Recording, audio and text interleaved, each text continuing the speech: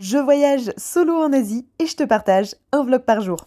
Les bus de nuit au Vietnam, vraiment, c'est très bien, sauf que arriver à 4 h du matin, c'est moins bien. Donc me voilà très tôt ce matin à Ninh Binh, ou plutôt devrais-je dire à Tam Coc, qui est une petite ville collée à Ninh Binh, et c'est là où il y a tous les lieux d'intérêt, donc je vous conseille d'aller ici. Là, c'est moi qui vous raconte que je peux pas poser mon sac parce que mes homestays ne sont pas là. Et un petit quart d'heure après cette story, ils m'ont ouvert les portes du homestay, ils m'ont même donné un lit pour dormir quelques heures, c'était trop bien. Un petit peu requinqué, je me suis dit que le orange m'allait bien au teint, donc j'ai enfilé mon petit gilet de survie au cas où je tomberais dans l'eau, et je suis partie faire une balade en barque sur le lac de Tam Coc. Ici, c'est super drôle parce que les personnes qui rament avec les pieds. J'ai essayé d'analyser, franchement ça a pas l'air facile. Par contre l'atmosphère était hyper paisible, les décors incroyables, on se croirait comme dans des films. C'est, paraît-il, moins majestueux et moins grand que Trang An, celle qui est considérée comme la baie d'Along terrestre. Mais écoutez, comme j'étais dans ce coin-là, j'ai fait celle de Tam Coc et c'était très joli quand même, on est passé dans des grottes. Enfin c'est pas vraiment des grottes, c'est plutôt des tunnels qui passent sous les falaises et quand on y pense c'est assez dingue puisque les falaises reposent sur l'eau mais tu peux passer entre la falaise et l'eau. Vaut mieux pas que ça s'écroule sur nos petites têtes. Je n'avais pas eu le soleil sur la baie d'Along, je ne l'ai pas ici non plus, mais ça n'enlève rien à la beauté de la chose. Regardez,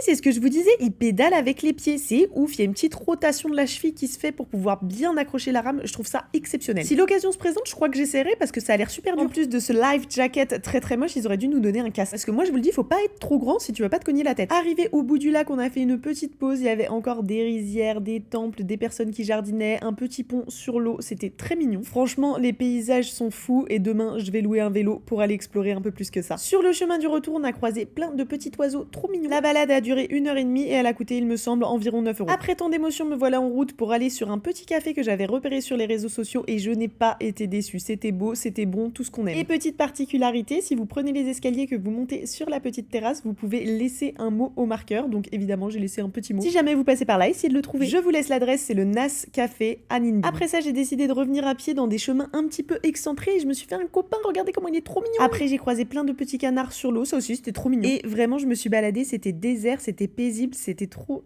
cool et trop joli. Et soudain, au détour d'une petite rivière, je tombe sur des buffles qui sont en train de faire leur toilette. Il y a la maman, le petit, le papa au fond, c'est fou. Après tant d'émotions, j'ai pu récupérer ma chambre et elle est vraiment très bien. J'ai également donné mon linge sale parce qu'il était temps de faire des machines, je puais dans mes fringues. En sortant, j'ai croisé un rassemblement de motos, on se croirait presque à Hanoï. Puis je voulais juste aller boire un verre dans un bar, mais à côté de moi, il y avait ce scolopendre immonde, énorme, ça me dégoûte. Donc j'ai fui à une table avec des gens et même le staff est venu essayer de s'en occuper parce que mauvaise presse, ça fait fuir le client. Et effectivement, j'ai fui dans un autre restaurant pour manger un petit peu avant d'aller me coucher.